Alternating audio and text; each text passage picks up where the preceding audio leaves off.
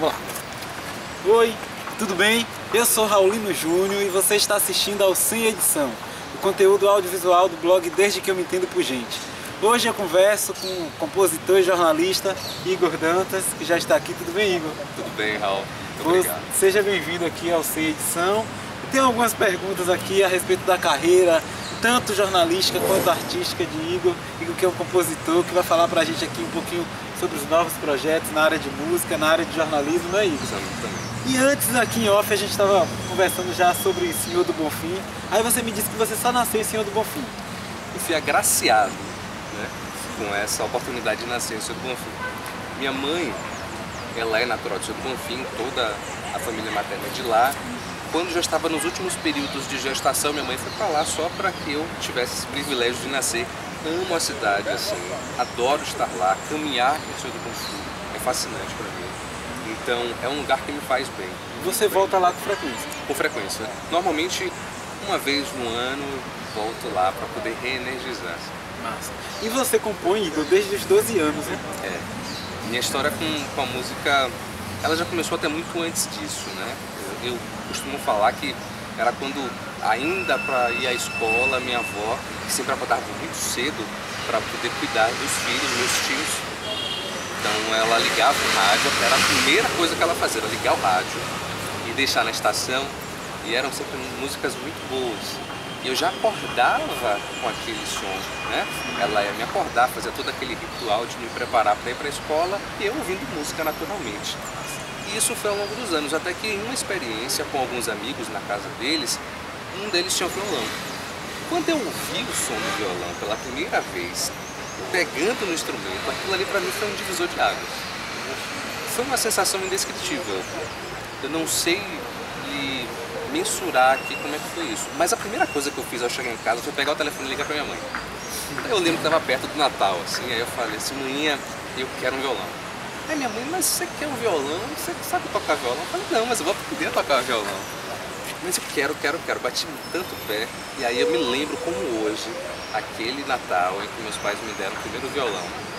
Foi um tonante, vermelho e preto, que ficou na minha memória. Já não está mais comigo, mas foi ali que começaram os primeiros acordes, inclusive onde eu fiz a primeira canção também. E aí, desde então, desde os 12 anos, você compõe. E você tem uma música chamada Meu Mundo, que traz o seguinte verso, né? Meu mundo não é deste mundo. E aí eu quero saber, eu achei esse verso muito forte, né? Como é que você chegou até ele, assim? Como é que você concebeu essa música e especialmente esse verso? Meu mundo não é deste mundo. Falar sobre canções, Raul, é sempre muito peculiar, porque cada canção que eu paro para escrever tem muito de mim, mas tem muito da forma como eu enxergo o mundo à minha volta também. E de todas as influências das pessoas. Então, os compositores, eles sempre dizem, você precisa estar inspirado. E o que é que seria essa inspiração? Né? Que momento é esse que só acontece naquele momento? Então, nós somos seres sociais. Nós influenciamos muito a vida um do outro. Então, o nosso pensamento, ele para pelo ambiente. Então todas essas outras influências acabam interferindo. Então, às vezes eu faço questões muito conscientes que ali eu quero colocar aqui. E outras vezes quando eu vejo a música está pronta. Então essa questão específica do meu mundo, eu acho que eu trago isso porque tem muito daquela questão do mundo ser individual, da sua percepção de ser também individual.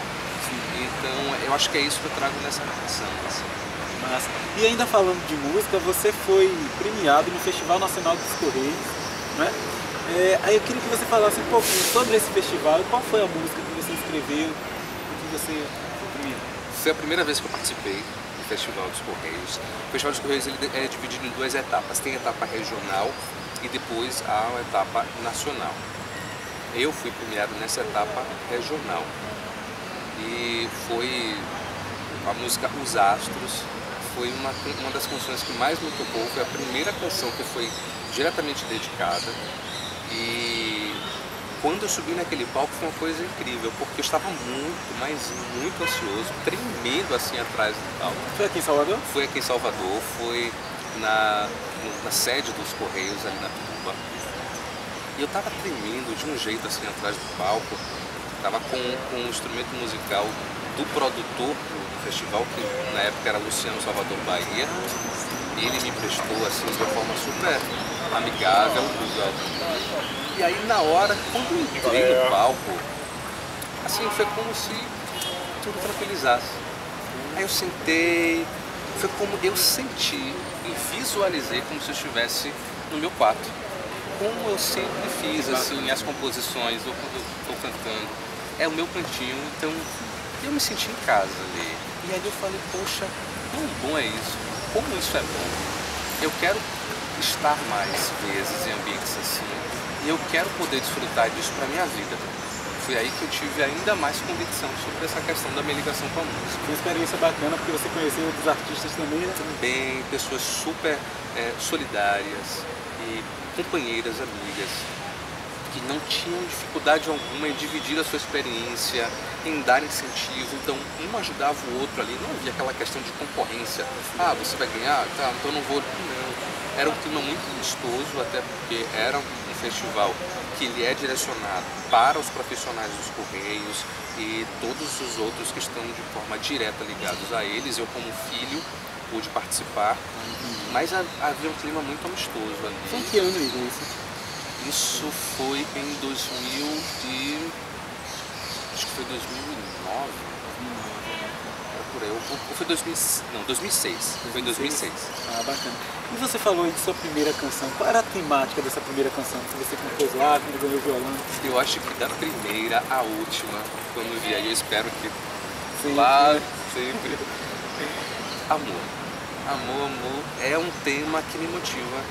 É um tema que eu acho que ele não está circunscrito ali apenas ao amor romântico, ao amor eros, mas amor como todas as relações, como um fluido que ele abarca todo o universo e que move tudo que existe. Então, normalmente as minhas canções falam do amor romântico, mas eu também já consegui assim, me propor e fazer uma música que ela fale também deste amor que existe entre as pessoas no geral, né, como um sentimento da sociedade. Bacana, Igor. E você, eu lembrei agora, Igor tem um vozeirão, né? Todo mundo percebe isso. E eu lembro que eu já te vi num dos vídeos institucionais do SAC. Porque você já trabalhou no SAC. Já. Né? Como foi essa experiência? Porque eu lembro quando eu vi, eu falei, o cara é lá da rua, velho. Igor com aquele vozeirão, como foi aquilo?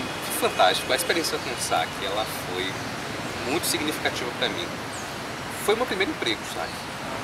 Foi um concurso que eles fizeram pela SAEB para jovens aprendizes. Então, consegui passar nesse concurso ao lado de muitos outros jovens aqui de Salvador. E nós, inclusive, ainda mantemos uma relação assim boa. Eu fiz grandes amigos. Uma das maior amiga foi desse. Então, essa experiência do SAC foi ótima porque a gente lidava diretamente com o público ali. Sim. E é muito gostoso isso, de você encontrar com várias pessoas todos os dias, olhar nos olhos e ter aquele sentimento ali de que você pode ajudar aqui ou você pode ajudar ali. Então as pessoas também trazem experiências diversas para você, contam sobre questões da vida, então você passa a ressignificar muitas coisas, a entender como funciona aquele ambiente profissional também. Para um jovem isso é muito importante, foi a minha primeira experiência profissional, então isso foi muito significativo, muito grandioso para a minha vida. Guardo isso com uma saudade muito boa. Massa. E mesmo sendo funcionário, você participava das campanhas assim no vídeo, né? Para falar sobre o SAC, falar do serviço. Ali foi um fechamento do ciclo da primeira turma, do Mais Futuro. E naquele vídeo institucional eles queriam evidenciar justamente como foi o projeto, aquele projeto pioneiro, né? Os 2 primeiros anos do projeto. Então aí alguns dos jovens foram convocados para poder apresentar um pouco da sua experiência, do que achou, de como foi o processo, que se dividia em aprendizagem teórica e prática. Efetivamente a prática era no SAC, mas foram momentos assim importantíssimos para a minha vida e com certeza para a vida de todos aqueles que ainda aguardam com muito carinho. Passaram por ele. Sim. E Igor, você tem uma vasta experiência no radiojornalismo, né? Porque você é novo, 28 anos?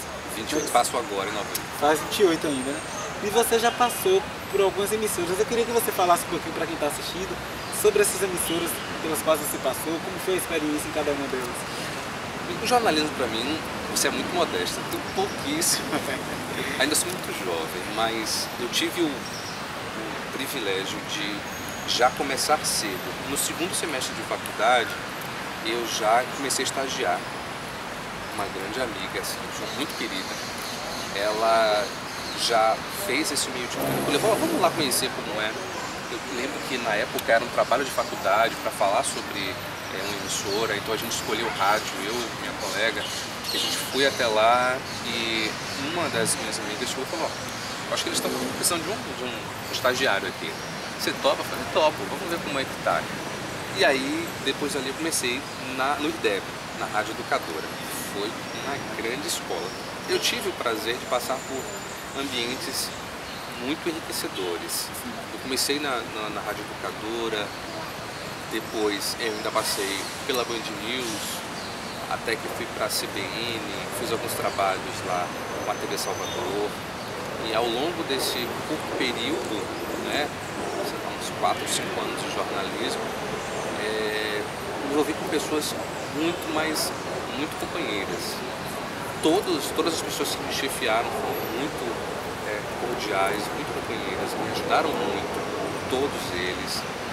Sueli Diniz, eu conheci com Sueli, passei com Silvana Oliveira, mais rígida ali, mas uma excelente profissional. O Emerson José foi quem abriu as portas da CBN para mim e me proporcionou também muitas experiências, pois todos eles apostaram assim, olha, faça, eu vejo que você pode fazer, então vai, faça. Então muito disso, dessa receptividade, dessa confiança, foi o que determinou que eu gostasse, aprendesse a amar muito o jornalismo com as suas possibilidades.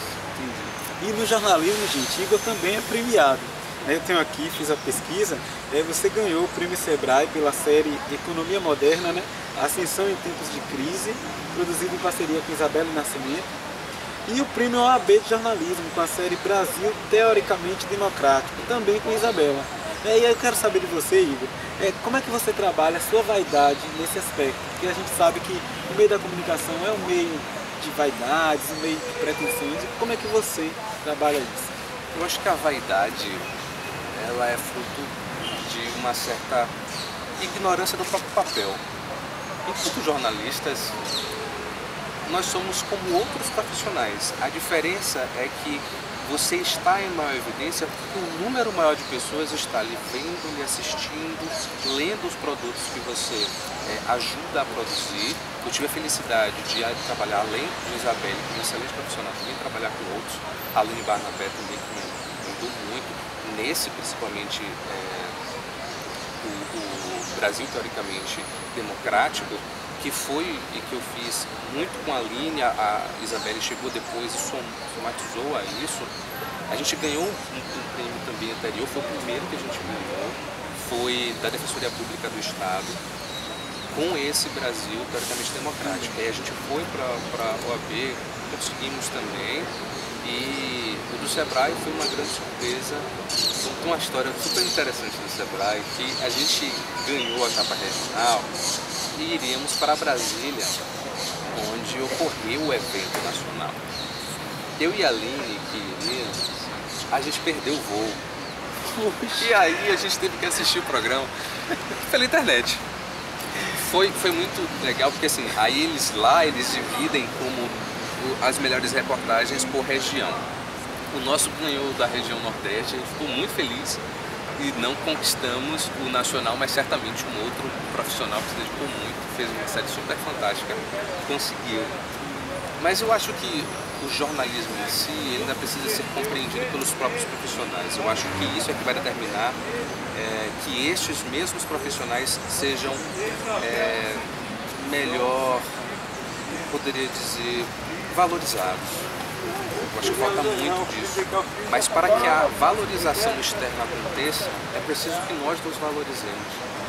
Não desta forma vaidosa, como há esse contrassenso, mas de nós nos reconhecermos enquanto profissionais, que somos importantes como todos os outros profissionais, e que o processo depende muito de nós também. E o jornalista ainda precisa perder mais essa vaidade. Ainda tem muito isso do querer estar à frente, do querer aparecer. Quando na verdade nós temos que fazer com que os fatos sejam evidenciados. Cada um tem o seu jeito de contar a história e isso faz toda a diferença. O jeito de contar a história faz a diferença. Isso é individual e é muito importante, peculiar. Eu vou ter um jeito de contar a história, você, Raul, que é jornalista, também vai ter um jeito de contar a história. Isso é o que nos define, mas não o que nos evidencia, sabe? Eu acho que o que tem que nos evidenciar é quanto nós estamos envolvidos naquilo que nós queremos disso. Eu converso com algumas pessoas, com meus amigos, eu falo que o jornalismo você tem duas escolhas.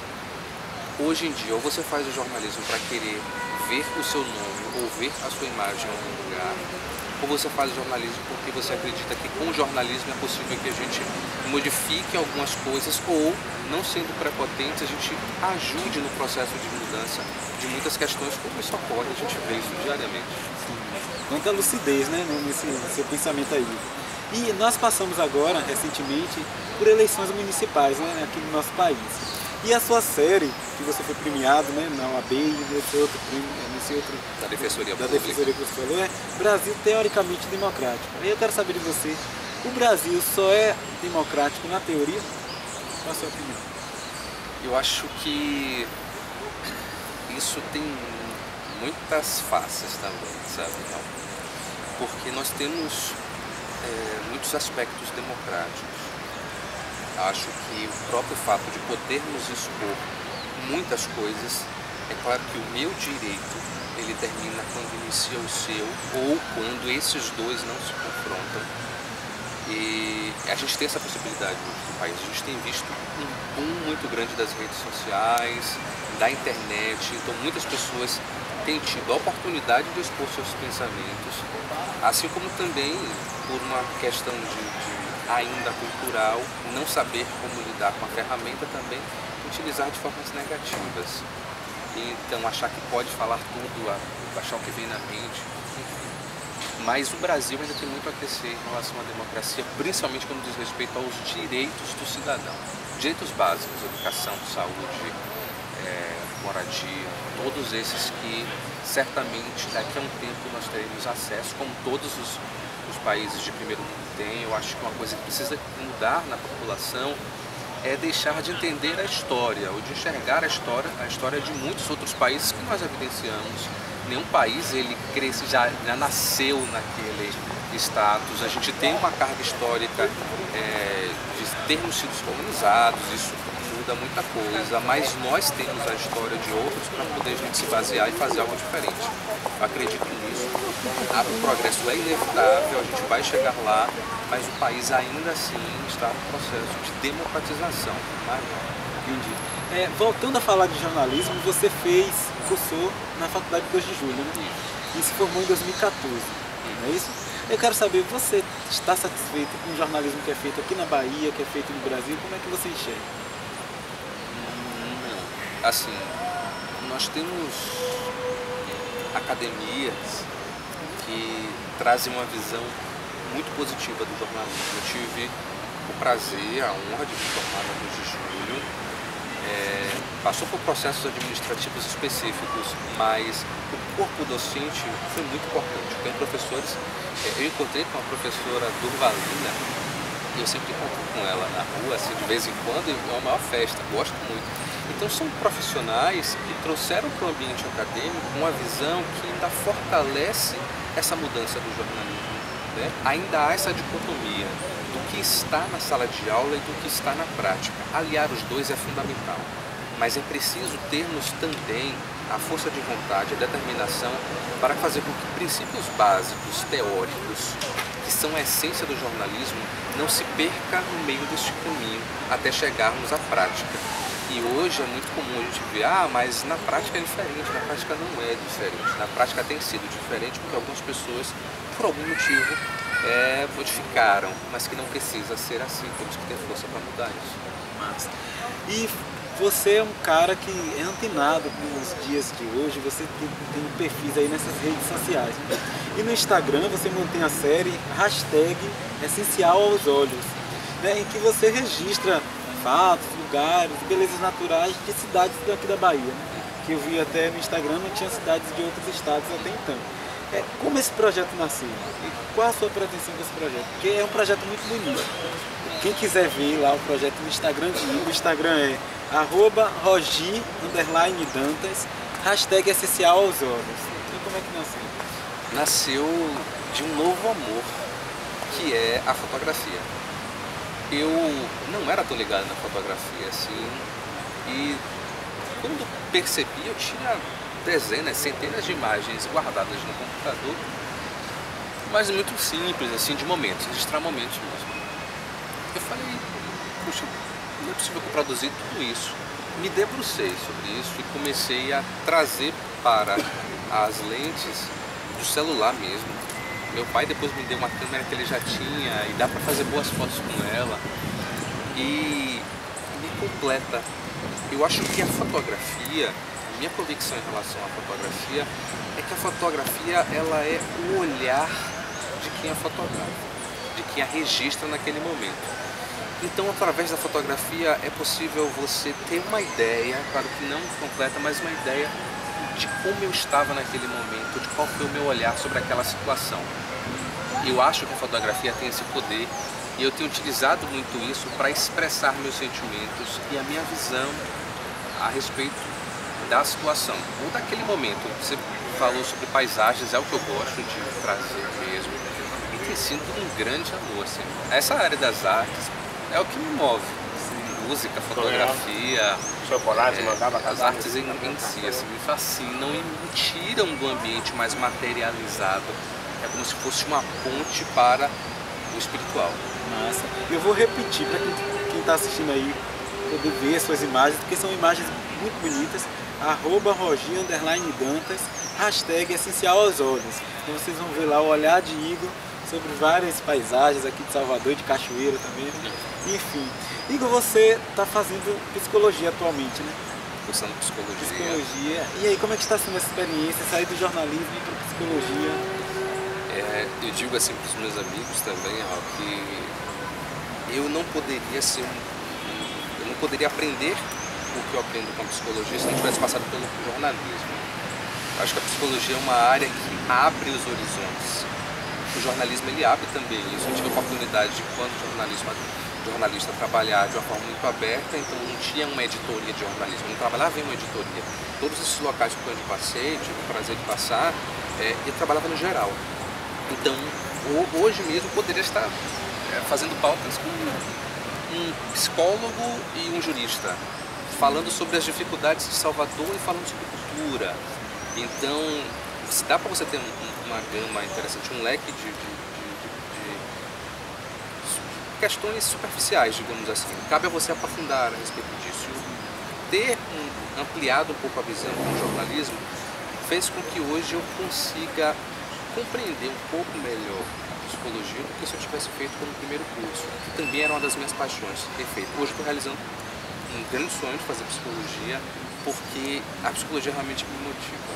E compreender que não há essas barreiras e que tudo à nossa volta é subjetivo, que não há o certo e o errado, e quebrar esses paradigmas de que o mundo é assim, precisa ser assim, isso está no padrão, isso está fora do padrão. Quem dita esses padrões? O que é o padrão? Por que ele está assim? E por que ser diferente não é ser natural, não é ser comum, não é ser igual? Então, a psicologia abre os campos e as nossas visões. Eu acho que, através do olhar do psicólogo, eu me realizo. E no Facebook, desde agosto deste ano, você também mantém um outro projeto chamado A Música Liberta a Alma, né, em que você faz releituras de canções conhecidas do público, né, e você sempre divulga ali quem é o compositor, que é bacana, né, você valorizando esse compositor. E de acordo com o que eu vi ali, você também disse que era para tirar um pouquinho a teia da viola, né, já que ela estava ali um pouquinho encostada em casa. Isso é um prenúncio de, em 2017, a gente ter um Igor muito mais musical ainda? Certamente, certamente. A música Liberta a Alma, ela nasceu justamente dessa angústia. Os violões ficavam parados em casa, assim, pela faculdade, pelo trabalho, então a gente acaba priorizando na nossa vida muitos caminhos. A vida é feita de escolhas. E por priorizá-los, mas ainda tem uma angústia muito grande por ver os violões parados, de vez em quando eu pegava, tocava um pouco. Aí eu falei, não, vou gravar. Começar a gravar algumas releituras de músicas que mexem comigo. E que eu sei que tem outras pessoas que gostam também. Então eu vou compartilhar isso com os amigos. Quando eu era mais novo, logo quando eu comecei a tocar violão, muitos amigos pediam, tinha amigos que eu fazia chamadas no Skype. E eu bota aí, vamos ouvir uma música aí, canta alguma coisa, ou cantava junto comigo. Então essa parceria era muito legal. E hoje eu vejo nas redes sociais, na internet, uma possibilidade fantástica da gente compartilhar sentimentos. E essa foi a ideia da música Libertar a Alma, compartilhar sentimentos. Compartilhar com os meus amigos, com outras pessoas que gostam das mesmas canções, a minha forma de tratá-las, de expô-las.